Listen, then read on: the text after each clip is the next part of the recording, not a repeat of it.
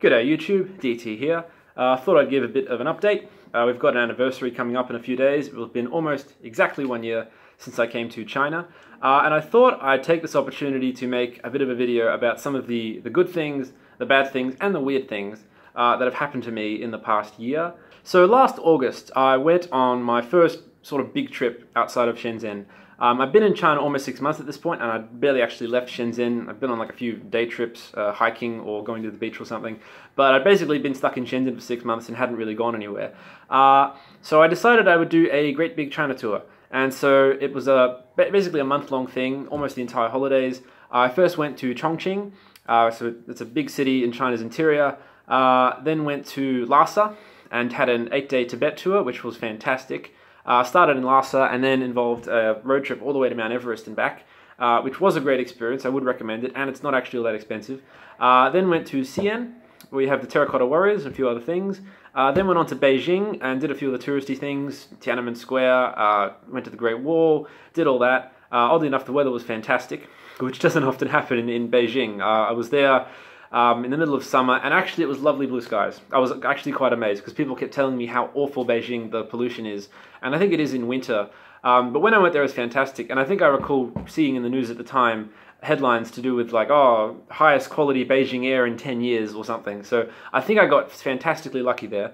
And then after that, I was thinking of going on to Shanghai, but I decided it'd been about 4 weeks at that point, and I had run into a few problems here and there, and so I decided to come back to Shenzhen. Now, the problems I ran into, the thing about China is that often problems are going to occur, particularly involving doing things online, like doing things via an electronic form or something, because you don't quite know how to do things properly, and then so you don't know when things are going to go wrong, and then when they do go wrong, it can be hard to rectify them.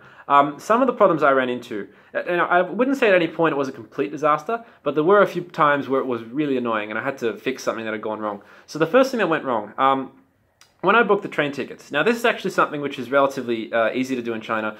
You can do it all via WeChat on your phone. WeChat, it's not just for buying goods and services every day. I mean, you can pay your phone bills there, you can buy airline and train tickets. It's actually really good. But again, you've got to make sure you do it properly. One of the problems I ran into was this. When I got to the train station here in Shenzhen to board the train to Chongqing, I had booked an overnight train, so it would take 20 or 25 hours or something to get there, but I didn't mind. It's cheaper than the high-speed trains, and I don't mind a long train journey. I thought it'd be kind of fun. I got there though, and they said that they couldn't give me the ticket that I booked online, and the problem was the number I put in didn't quite match up with my passport. The problem is this: in China, everyone's got a national ID number, and that's what you're meant to put in when you book a train ticket or an air ticket in China. As a foreigner, you don't have one, so what you generally put in is your passport number. My problem is that a few times I put in my passport number, which has 2 letters at the start and then a string of numbers, and online forms hadn't accepted it. I think because there were letters in it. I had to just put the numbers in, and then it worked. And so I sort of got into this habit of omitting the first 2 letters. Then when I booked a train, I did the same thing. But when I turned up at the train station, they said, oh no, you got to have the first 2 letters. And the first 2 letters are just PA. I'm pretty sure it stands for passport. But because I didn't have that, they couldn't give me the train ticket. So I was just stuck. Fortunately, I was with a Chinese girlfriend at the time, and she could translate and explain what it was. So what I had to do was book another train the next day, which was this time a high-speed train. So that way I would get to Chongqing on the same day, roughly at the same time actually, and so I'd still get to the accommodation I booked. So the whole trip wasn't derailed. I managed to get there on time, but I had to suddenly book this other train that was about twice as expensive, even if it was quicker, and I mostly got a refund for the first train, for the overnight slower train, but only like 80% refund, apparently because it was last minute. So because of me putting in the passport number incorrectly, because again, of the habit I'd gotten into, omitting those first 2 letters, just putting in the numbers, because that's how a lot of online forms only worked if you did that, I did the same thing with the train ticket, and it screwed me. So that cost me, I don't know, like 500 yuan or something, having to book this more expensive train, not quite getting a refund for the first one. So that was one problem I had. And this sort of thing happens quite a lot in China. Like, staying here in Shenzhen, it wasn't so bad because I sort of know now, where to go and how to do things. But if you try and do anything off the beaten track, you're going to run into problems. Another problem I had was this. When I went to Chongqing, I'd say one of the things about China that's funny is there's a lot of great things to see in China. Again, everything from Tiananmen Square to the Great Wall, Terracotta Warriors, Mount Everest, fantastic sights. And the infrastructure now is very good. High-speed rail and everything, it's good. But something that tends to let them down is the accommodation. Maybe this is just because I was trying to do things on the cheap, but it really wasn't good. The room I stayed at in Chongqing, it was in a hostel, but I booked a single room in the hostel. And there was like water dripping in the corner of the room. And and there was sort of, I think it was mold sort of growing in the room. And I don't know, I don't think I'd ever stayed in a hotel room that had that problem before. And so I sort of just ignored it, put a towel under it and it was okay. And then after like, a day or two, I started to get this sort of sore throat that felt kind of odd, like not quite like a cold, it was something different.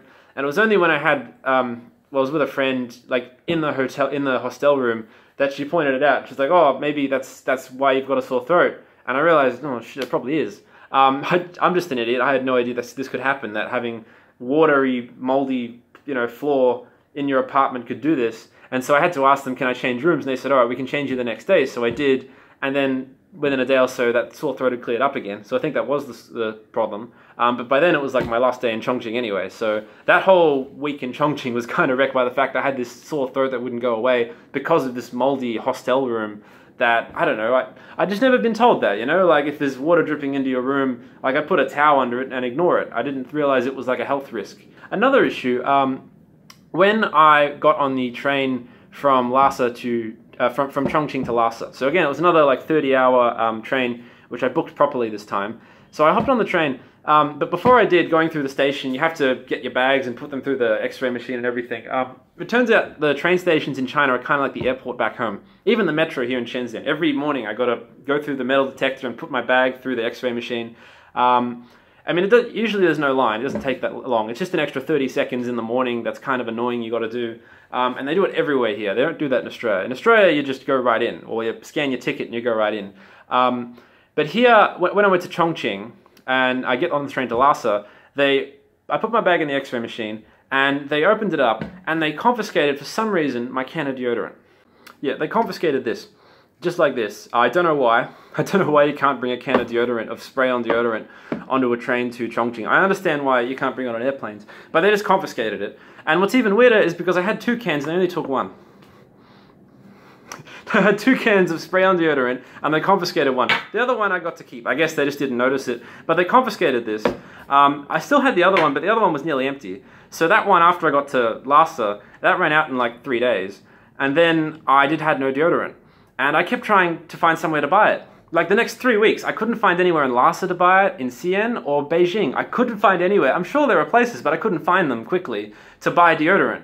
Like I kept going into like a chemist or a pharmacy or a supermarket in these places, and I bring out the translator and I'd say deodorant, and they just sort of look at me and they'd shake their head, and I couldn't find it anywhere in the aisles. One time I went to a sort of pharmacy place and I showed them the translation, and they were like, oh, okay, and they gave me a bottle. They gave me this.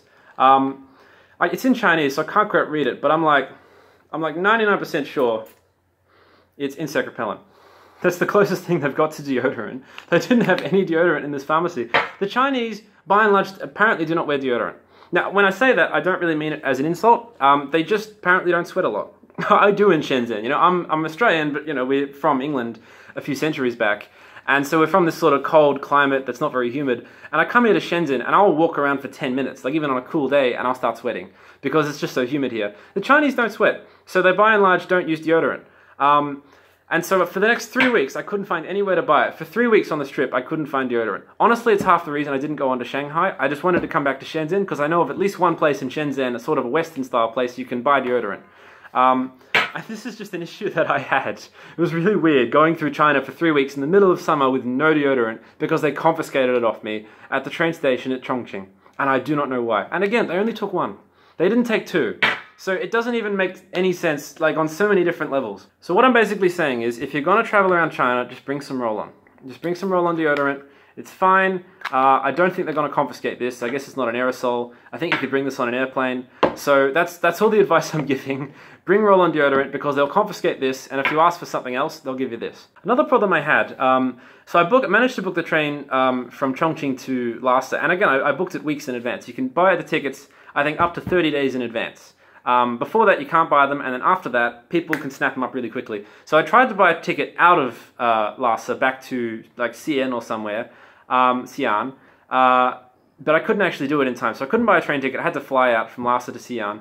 Not so bad. I mean, you know, I get there a day quicker. Although it did cost a bit more. So again, that was another thing that cost me more than I expected. Instead of a long train trip, it was a short flight, but it does cost you a few times as much. So then when I got to Xi'an, the accommodation I'd booked, mostly I booked hostel rooms, but single rooms. I thought that was fairly cheap, but I do have my own privacy.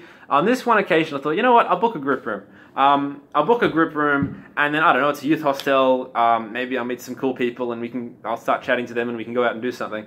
So I booked a hostel, and it was insanely cheap, like $4 a day or something is the cost in Australian money. So I went there, and, you know, by about 9 p.m, no one had turned up, and I just wanted to go to bed, because I'd traveled all the way from Lhasa. I'd flown from Lhasa that day. And then, about 9 p.m, this one guy turns up, and he was about 50. This Chinese guy, middle-aged Chinese guy, turns up, sort of looks at me, takes a bed in the corner, and then he goes down to sleep, and I go to sleep. And this guy, I'm sorry, he snored like a jet engine. It was like rooming with a freight train. It was so bad. It actually, I think I recorded some of it.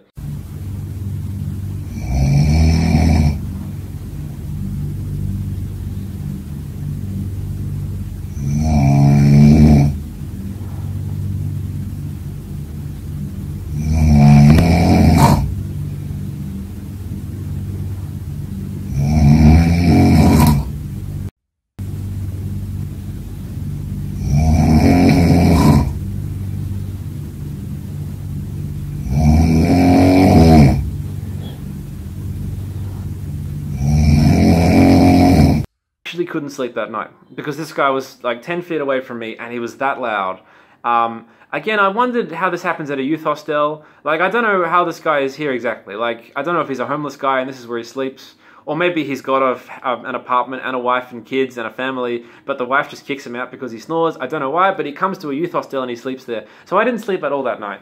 And so the next morning, as soon as it was like dawn, I pretty much got up, grabbed all my stuff, and just walked out. I tried to get my money back for the next few days, and they said they couldn't do it, but again, it cost next to nothing. And so I hadn't slept at this point for like 24 hours, and I was just sort of, with my bags, I didn't have a suitcase, just a sort of backpack and a carry-on bag, and I was just walking up and down like the main street in Xi'an, in the middle of the walled part of the inner city, and I was just looking for any hotel that would take me, anything, anywhere. I just need a bed to sleep, please. And the problem I ran into at this point is Google Maps does not really help you here, because it's several years out of date. Google was basically kicked out of China a few years ago, and they can't be bothered updating Google Maps anymore. If you look at the Google Maps for Shenzhen, half the metro lines aren't even on it now, because they're all really new. And so I was sort of looking on the map for hotels, and I keep looking on the map, and I'd sort of see a place, and it wouldn't match what was on the map at all. And so I was looking for any place that would take me. Eventually, I managed to book into a place. It was a 4-star hotel. So I went from a group room in a hostel for 4 people that cost like $3 a night to a 4-star hotel that was something like $150 a night. And I booked it. I booked it for the next like 3 or 4 nights I had in Xi'an. Just a few nights to look at the touristy stuff, really. The city walls were good and the terracotta warriors were good. But I had that big problem with accommodation at the start. And so I was in this 4-star hotel room, and it was really nice, you know? Like, I don't think I'd been in a hotel room before where you press a button and the curtains open. It was that sort of place. So it was nice, but I remember thinking, I wanted to do China on a budget, and this has totally blown it. It also shows you the sort of problem you can have where, again, if something goes a bit wrong and you need to make a last-minute change, it's difficult because the English language apps and maps and so on are out of date, and they're not very good. And the Chinese things obviously are in Chinese, and I've been learning Chinese, and I passed HSK1 a few months ago, but obviously I can't read a lot yet. So there was just big problems. You know, it's like once you have 1 or 2 problems, there's a bit of a cascade, and then you can get into sort of a bit of trouble, and it's probably going to end up costing you a few days or a bit of money or something. So I don't know, maybe if you're going to book accommodation, have at least one backup option nearby, just in case the first one is totally awful. I also had a bit of problem in Beijing. The hostel I stayed there, again, by and large was okay. The only real problems, 2 problems. One, the room stank. Absolutely stank. It just smelled like stale, awful. I've never stayed in a hotel room that smelled that bad. And again, it was sort of a single room in a hostel. So I don't expect all that much, but I don't expect the place to reek of piss. The other problem is that there was no Wi-Fi in the rooms. They had Wi-Fi, but only downstairs. So if you want to use the Wi-Fi, you got to go downstairs and use it. And downstairs was filled with mosquitoes. Though fortunately, I had managed to buy this.